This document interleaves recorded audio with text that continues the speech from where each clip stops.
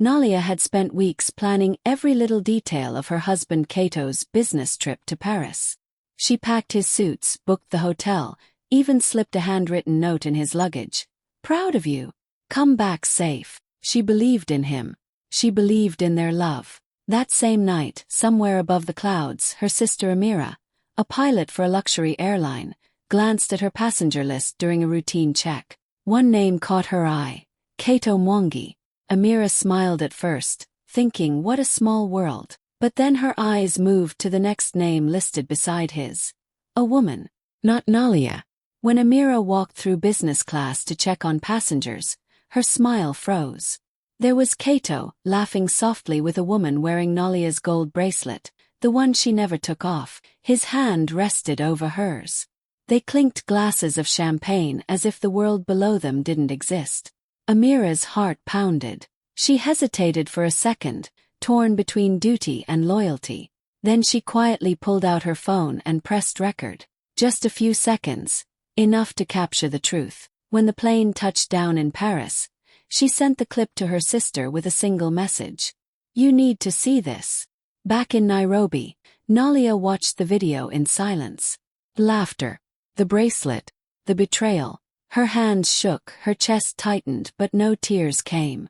Just a cold, sharp clarity. In that moment, something inside her broke, and something else awakened. The woman who once designed homes for others decided it was time to rebuild her own life. That flight didn't just carry her husband away. It carried away her illusions.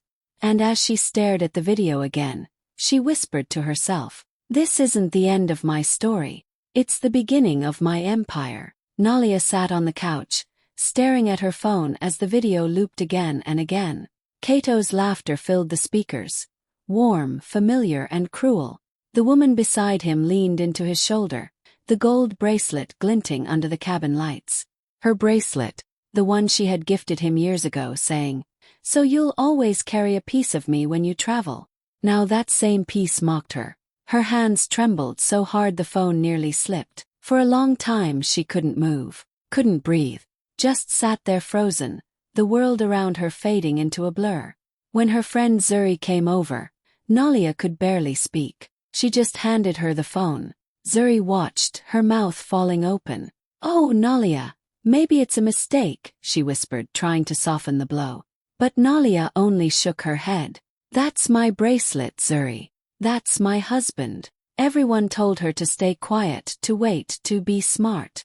But silence had already cost her enough. That night, when Kato texted her a simple, landed safely red heart, she replied with just one word: "Good." And then she started digging. First it was just curiosity. But curiosity turned into obsession. She checked his emails, the joint credit card statements, the travel receipts.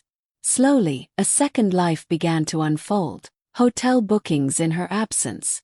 Dinners charged to business accounts.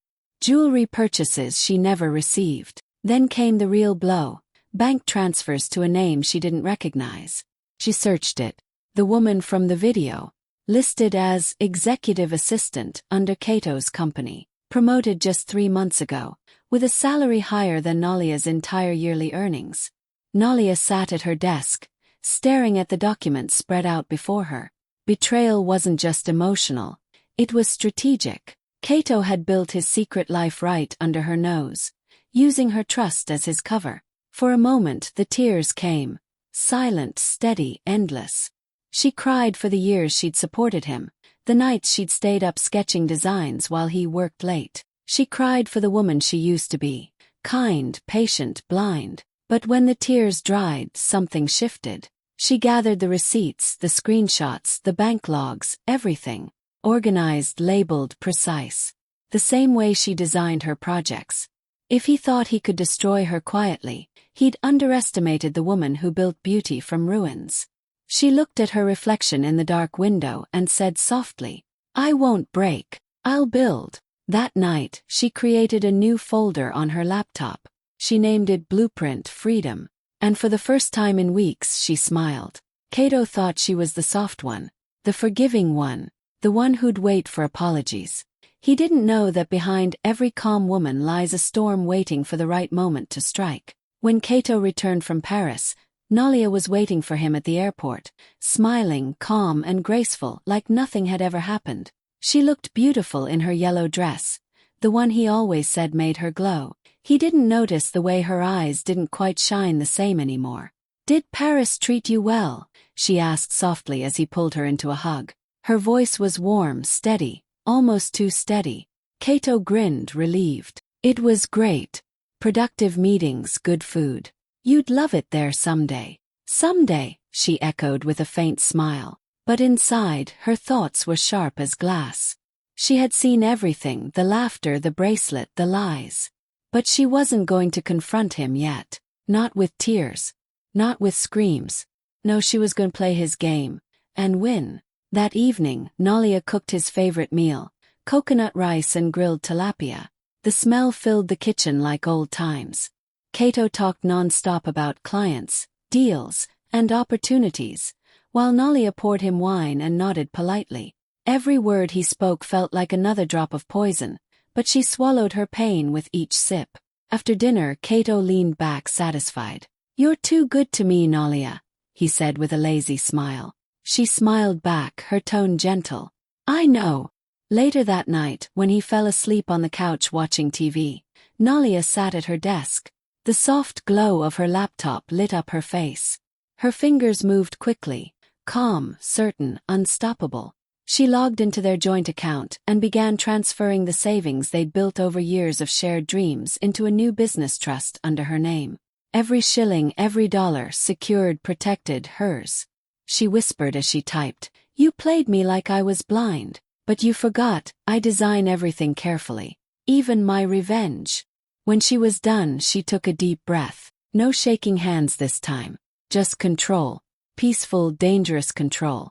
The next morning, she made him breakfast and kissed his cheek before he left for work. "Have a great day," she said sweetly. He smiled, thinking he had fooled her completely. But behind that calm voice and gentle eyes was a woman who had already rewritten the story. Nalia didn't shout. She didn't break. She simply began to build her escape. One quiet transfer, one calm smile, one secret plan at a time. Her silence wasn't weakness anymore. It was strategy. It was power. Amira couldn't sleep for days after sending that video. The image of her brother-in-law laughing with another woman kept replaying in her mind like a bad movie she couldn't pause. She felt sick, guilty, and torn. Part of her wished she had never looked at that passenger list. But deep down she knew she did the right thing. One afternoon, she drove to Nalia's apartment with heavy steps. When Nalia opened the door, Amira's eyes filled with tears. "I'm sorry," she whispered. "I didn't want to be the one to break your heart." Nalia hugged her tightly. "You didn't break it, Amira. You saved me from wasting more of my life on a lie." For the first time in weeks, the sisters sat together and talked, really talked. Between cups of tea and long silences, they poured out their pain, their anger, and their plans for what came next. Amira wiped her eyes. "So what will you do now? Divorce him quietly?" Nalia looked up with a small, knowing smile. "Quiet? Well, I've been quiet long enough." He wanted Paris. "Let's give him a show in Nairobi he'll never forget." Amira frowned, curious. "What do you mean?" Nalia leaned in, her eyes fierce now. "I'm going to host a fake business gala. We'll invite investors, clients, journalists, everyone who ever believed in him. He'll think it's his big night. But really, it'll be mine." Amira's jaw dropped. "You're serious?" "Completely," Nalia said. "He humiliated me in secret. I'll expose the truth in public, with class." Over the next few weeks, the sisters worked like a team of masterminds. Nalia used her charm and business contacts to book a 5-star ballroom downtown, sending invitations to Nairobi's biggest names under the title The Future of Design and Innovation. Kato's name was proudly listed as a co-host, a trap wrapped in glitter. Amira handled logistics and media outreach through her airline connections, making sure every major news outlet had a front-row seat. "If we're doing this," she said, "we're doing it big." At night, they sat at Nalia's dining table, planning every detail, from the seating arrangement to the perfect moment to reveal the truth. They laughed again, for the first time in a long while, fueled not by bitterness but by purpose. You know, Amira said one evening, smiling softly, you're stronger than I ever knew. Nalia looked up from her notes. I had to be. When life betrays you, you either crumble, or you create. By the time the invitations went out, Kato was already bragging to friends about his wife's event and how she couldn't have done it without him. He had no idea the stage he was so excited to stand on was the same one that would end his public image. Amira squeezed her sister's hand the night before the gala. Tomorrow, the world will finally see him for who he is. Nalia smiled, calm and ready. No, she said quietly. Tomorrow, they'll see who I've become. The night of the gala shimmered with gold lights, laughter, and the sound of expensive champagne being poured. Nairobi's most powerful people filled the ballroom. Investors, designers, journalists, everyone who mattered. Flashing cameras caught every detail of Nalia's flawless look, an elegant black gown, diamond earrings, and a calm smile that hid a storm. Kato arrived beside her, wearing his best suit and arrogance. You've outdone yourself, love, he whispered proudly. This could be the biggest event of the year. Nalia smiled softly. It just might be. As the evening went on, Kato soaked up every ounce of attention. He moved through the crowd like a man who believed he owned the room. He shook hands, laughed too loudly, and kept praising his wife for standing by him through it all. The guests admired their perfect marriage, snapping photos of them under the chandeliers. Finally, the host announced it was time for speeches. Kato walked confidently to the stage, adjusting his tie, and began to speak. None of this, he said, gesturing dramatically toward the crowd, would be possible without my incredible wife, Nalia. She's the reason for my success, the backbone of everything I've built. People clapped. Cameras flashed. Kato smiled, soaking in the applause. But at the edge of the stage, Nalia stood still, her eyes locked on him, calm, cold and steady. When the applause died down, she stepped forward. Thank you, Kato, she said, her voice smooth as silk. Support. That's a beautiful word, isn't it? He turned to her, still grinning. It is, he said proudly. She took the microphone from his hand and paused, looking out at the glittering crowd. The room went silent. Support, she repeated softly, then tilted her head. You mean the wife you cheated on, in seat 3A of Flight 214? Gasps filled the room like a thunderclap. Cameras that were once aimed at the happy couple now turned sharply toward Kato. He froze, the smile wiped clean off his face. Behind them, the massive LED screen flickered to life, and there it was. The video Amira had recorded. Kato and the other woman, laughing, holding hands, clinking champagne glasses 30,000 feet above ground. The room erupted. Guests whispered, phones flew up, flashes went off. Kato stammered, Nalia, what? This isn't. But it was too late. The truth was out. Nalia's expression didn't change. She simply looked at him with quiet strength and said, You built your empire on lies, Kato. Tonight it comes down.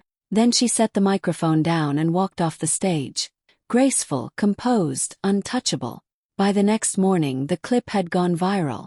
Every major news outlet ran the headline. Businessman exposed mid-gala by his wife, the Seat 3A scandal. Across Africa, women cheered. Men watched in stunned silence. And Nalia?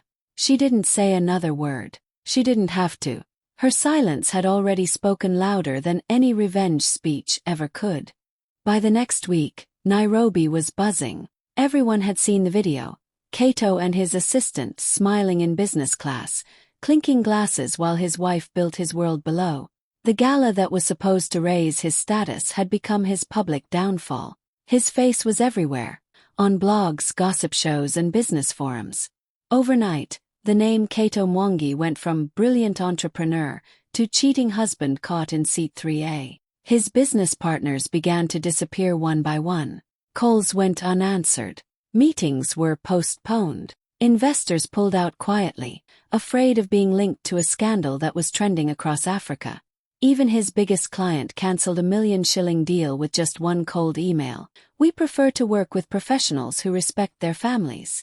Kato tried to control the damage, but it was too late. The assistant, the same woman he had called his right hand, deleted her social media, turned off her phone, and vanished completely. Rumor had it she'd left the country, afraid of the backlash. He sat alone in his office, staring at the empty chairs, his reflection looking back at him from the glass walls.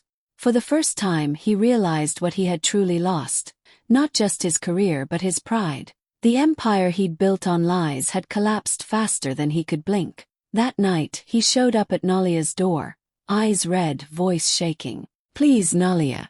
Can we talk?" She opened the door slowly, her face calm, unreadable. "Talk," she said softly. "Now you want to talk." He stepped closer, his voice desperate. "It was just one mistake. I was stupid. I didn't mean to hurt you. We can fix this. I can fix this." Nalia's eyes softened for just a second, but only out of pity. Then she turned, walked to her desk, and picked up a brown envelope. She handed it to him. "What's this?" he asked, frowning. "Divorce papers," she said simply. "Already signed." He stared at her, stunned. "Nalia, please don't do this. Everything we built." She cut him off gently.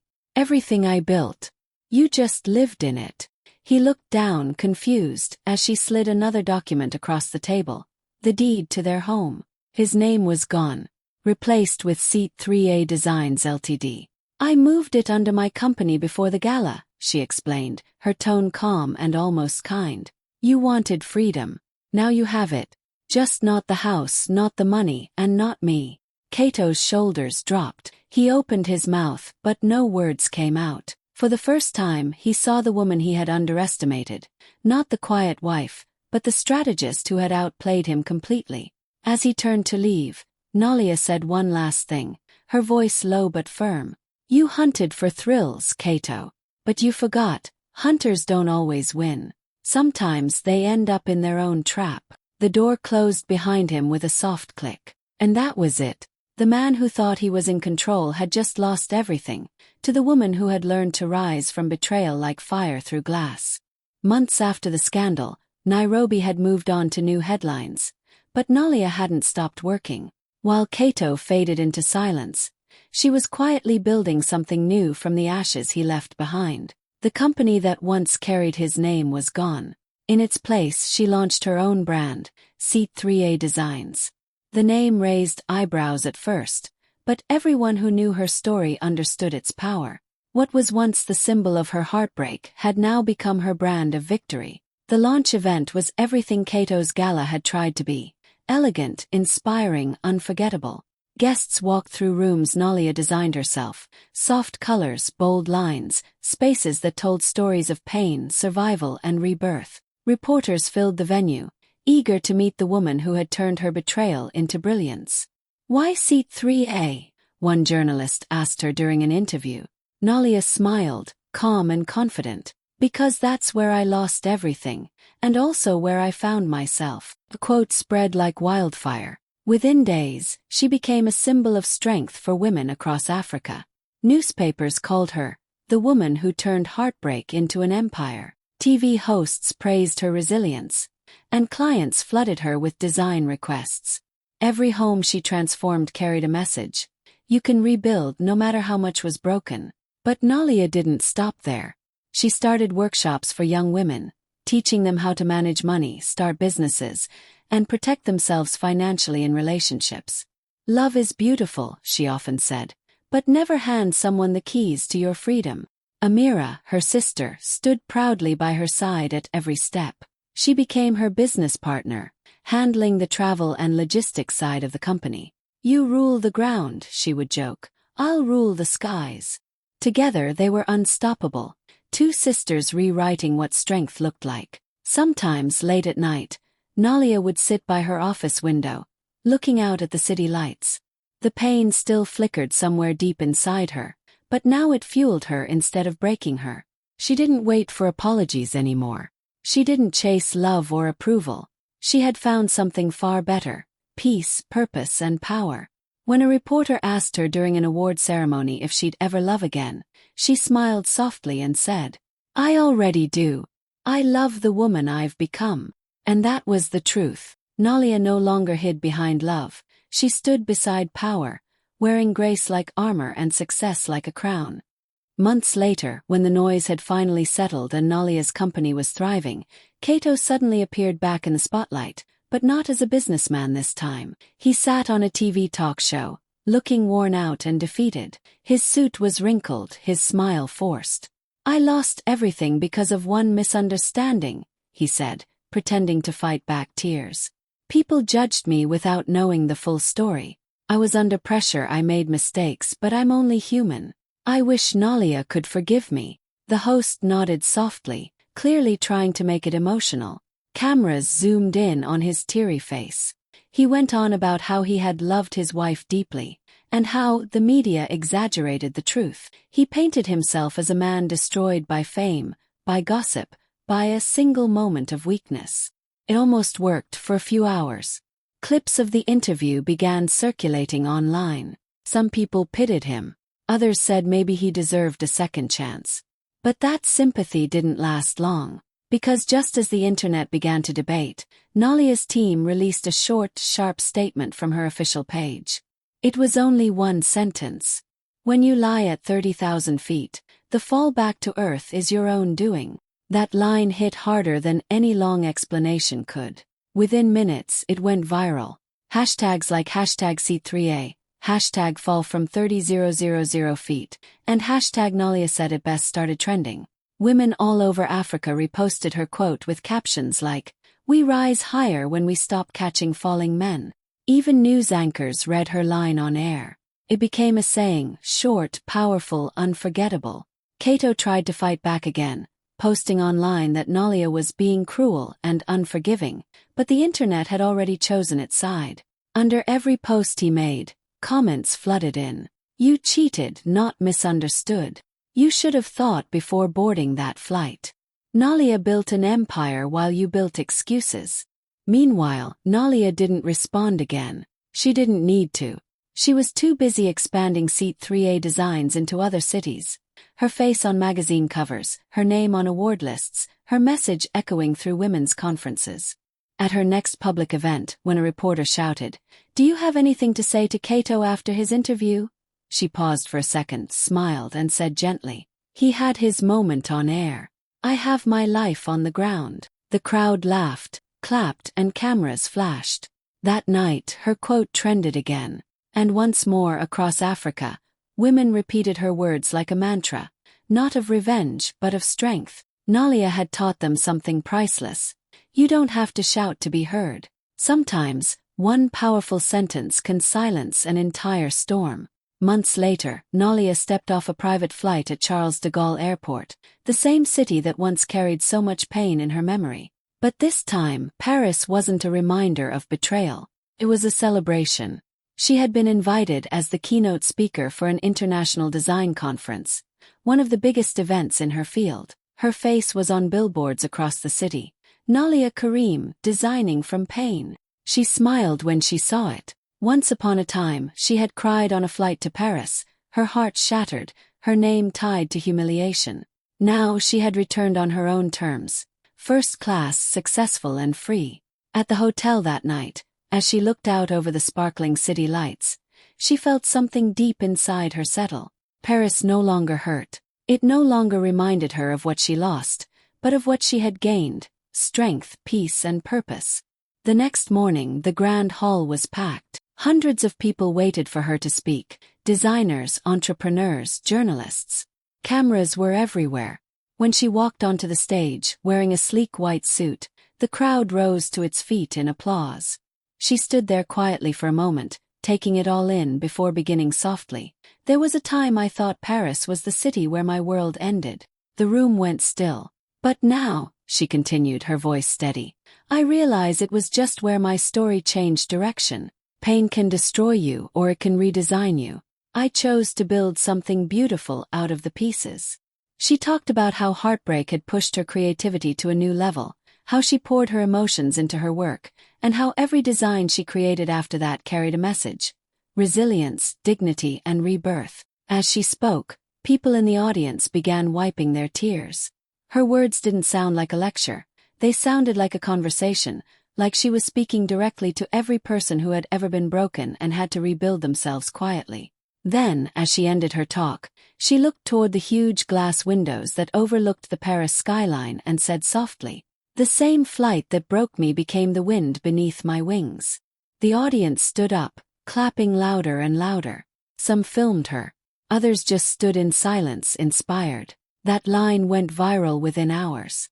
People across social media quoted it with her photo, standing in front of the Eiffel Tower, glowing and unbothered. Hashtags like #DesigningFromPain, #NoliaInParis, and #The Wind Beneath My Wings filled everyone's feed. The media called it the most poetic comeback of the year. Later that night, as Nolia sat on a balcony overlooking the Seine, her team celebrating inside, she smiled to herself. The pain that once crushed her had become her power. She whispered under her breath, almost like a prayer, "Paris didn't break me. It built me." And for the first time in a long time, she meant it with all her heart. The airport was bright and busy, full of travelers rushing to catch their flights. Among the crowd walked Nolia and Amira, side by side, calm and confident. No bodyguards, no chaos. Just two sisters who had survived a storm and come out shining.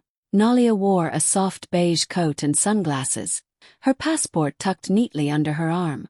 Amira pushed the luggage cart, laughing about how they used to dream of trips like this when they couldn't even afford bus fare. A few photographers noticed them and began snapping pictures. One young journalist, clearly nervous, stepped forward with a mic. "Mrs. Nolia Karim," she asked, "what would you say to women who've been betrayed like you? Women still trying to find their strength again?" Nolia stopped, removed her sunglasses, and gave a small, thoughtful smile. For a second, the noise of the airport seemed to fade. Cameras clicked, people slowed down, waiting for her answer. She looked straight at the reporter and said softly but clearly, "They may fly higher than you for a while, but truth always lands first." The words hung in the air, powerful and poetic. Amira smiled proudly beside her. The journalists froze for a beat before the flashes went off again, brighter than ever. Within hours the clip was everywhere, on Instagram, TikTok, TV. Her quote spread across continents, shared by women who had been hurt, betrayed, or underestimated. #Seat3A. #Shirozabov. Those hashtags filled every feed. Nolia didn't just get her revenge. She became a symbol of quiet power and grace. As the sisters disappeared into the gate, their laughter echoing behind them, the screen faded to black, and her words remained. Truth always lands first.